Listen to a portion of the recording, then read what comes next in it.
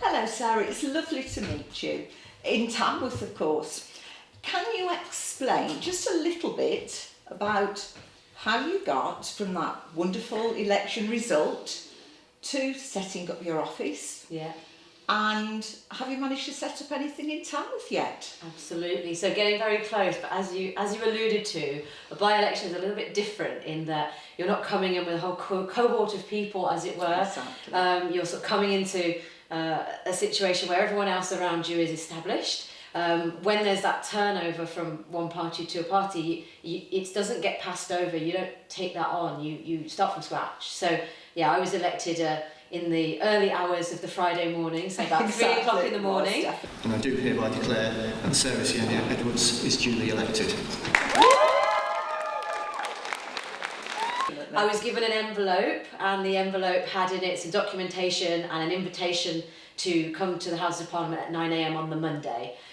So I went down on the Sunday night before, to then, that's when you do your swearing in, so that's when you become sort of officially able to sit in the House.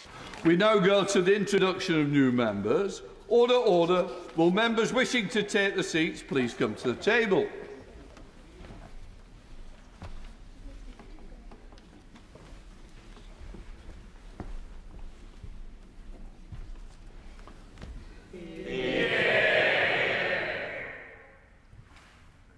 I do solemnly, sincerely and truly declare and affirm that I will be faithful and bear true allegiance to His Majesty, King Charles, his heirs and successors, according to law.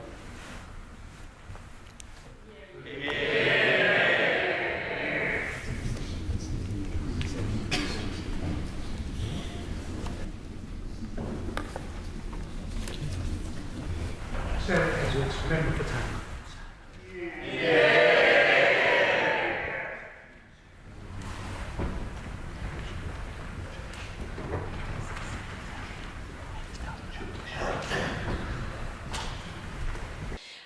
And from that point, you then have to try and get your office up and running. When you say office, I mean, you know, all of the mechanics of that. So that's finding the place, it's putting the adverts out for the staff, it's recruiting the staff, it's making sure that, you know, that you're doing that in a semblance of a way that means that you're getting to where you need to go as quickly as you can. But every MP has been through this process, and it takes months to do, because of course you can say to somebody, would you like to work for me? But if they have to give notice, that could be 4 weeks notice. They have to go through security clearance as well, which you have no control over. That has to be dealt with. So you're wanting to move as quickly as you can, but within a process that always takes a set amount. So I've now got to the point where 3 weeks ago my staff started. We have signed the lease for our office, but we need to move in, and before we can move in there needs to be some security measures put in. Exactly. And a couple of changes made, so we don't have like a full flooring on one of the floors at the moment, so it needs a covering, you know, carpets and things. So there are things like that that have to be done before you can move in. But you want to create a good impression. Absolutely, yes. It's like another home, isn't it, really? Precisely, and it's going to be on the high street, so it's going to be on Victoria Road, so it's accessible for people. You know, if they've got an appointment with us, then we can direct them easily so they can get access. So that was important, to have those things as quickly as I can. So within 100 days, I've got to that point where the staff are in place, they are dealing with inquiries, and then hopefully once we're in the office we'll have all the phone lines up and running as well, because of course people rightly are asking, you know, how do we get in contact, where are you based? But of course when you come in and you have to start from scratch, you have to get everything up and running in the best and quickest way you can, but you are within the limits essentially of getting set up. So I think that's cleared quite a few questions that people will have had. Yes. Why couldn't you just take over the previous candidate, well, MP's place? But of course, you're a completely different party. Yeah, precisely. So you can't just move in and take over.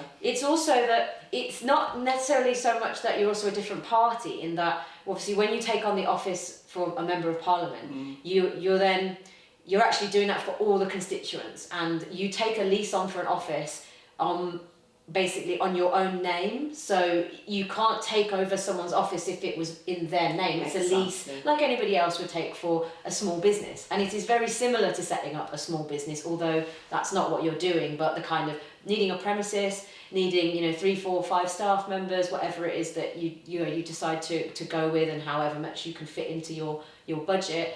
You're sort of running a little team, and you need that base, but it's a lease that's in your name, so you have to sign the paperwork and make sure that that's all the right way for the Independent Standards Authority, the IPSA, of course, who do all of the transactions and make sure that that's all done properly. So you have to work within their remit as well. So there's not a question of there is an office and it just gets given to the MP. It's very much a start from scratch situation, and that's for everybody usually. Even if you were taking over from the same party, you'd still have to negotiate the lease into your name. So there'd still be things that might get a little bit complicated. And the mechanics of being in Westminster, having visited Parliament, it's a huge place. Do you have a mentor or someone that just guides you gently round? So a little bit. So they now do have an induction scheme. I say now because they've only been doing that for the past few people that have come into the house. Yeah. So of course before, very much it was people are elected at an election, so everybody is feeling their way together. So you can do a lot of things in a group and orient people, and people sort of learn and ask the same questions. But when you come in without that, they've created a sort of induction program. So your first day and a half is sort of meeting the different services that you might need to use, understanding the different places that you might need to go, and then being buddied with somebody who works for the house staff to basically take you around. And when you go, how do I do this, or where should I go for this particular area, then they will say this is what you do. And so they become like essentially your buddy until you say actually I think I'm all right, but you'll always be able to contact them. They're they're lovely people, and they were very helpful. And then of course other MPs will be very helpful in just saying, yep, this is how you do that, or go here. You also learn like one route for a while, and then you realise that's the longest possible route to get to the chamber. Yeah. And so then you start to learn another route, and then you'll ask a doorkeeper, is there a quicker way to get to this? And then you learn that there's a lift and you didn't know it was there. So all those steps you've been doing. Exactly, yeah. It keeps you fit, but it's a huge place, like you say, and it's a little bit of a rabbit warren. And so there are tips and tricks for how to orient yourself in terms of the chamber is obviously a rectangle, so there are long sides and they're in parallel with the river. So if you look out of a window and you see the river, you can kind of understand where you are, because it can get quite disorienting in that environment. But yeah, you learn little ways, and you get more and more confident in terms of going, I think if I go this way, I'll end up there. And is there anything at all that, having gone so far, and I know it's only a short term so far, is there anything that you do different in your first 100 or so days? I don't know. I think it's so hard because there are so many firsts that you do in that time. You make your maiden speech. We now come to a maiden speech. Sarah Edwards. Thank you, Mr. Speaker. I'm grateful to be able to make my maiden speech in this debate on the Autumn Statement. For many, their primary concern is that of how they get through to the end of the month. I am proud to be Tamworth's first female MP.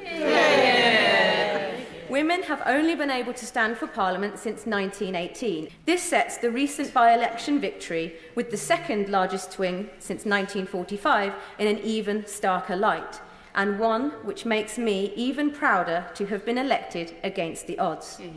I draw a parallel with one predecessor, Brian Jenkins, who was also, as a by-election candidate, elected against the odds in 1996, and to whom I am grateful for his support during my campaign. Our sense of identity is rooted in the stories of the past, and the historic market town of Tamworth is proud of its medieval heritage, ensuring that you can always get a hot pork sandwich complete with the crackliest crackling that you will ever crunch. The people of Tamworth voted for a fresh start and a positive vision for the town and the villages. During the campaign, they were clear in setting out their priorities for change, and having spent over a decade giving working people a voice in the workplace, I intend to be their voice and champion in the constituency and here at Westminster. Thank you, Mr. Speaker. You'll ask your first question. I asked my first question in the first week when I was there. So, there were these milestones. I asked my first Prime Minister's question yesterday.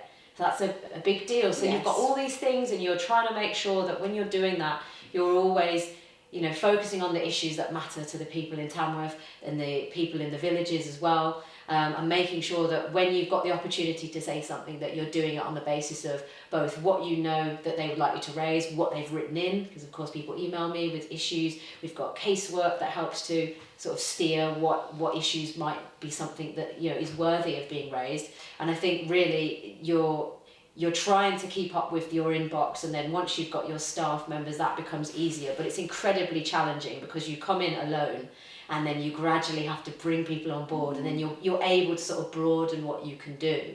But you're doing your very best from going into a new environment, a new job, Absolutely. setting up a small business, and of course getting used to all the things that go with it that are quite different to any other job that I think you can do. Well, thank you for the explanation, really.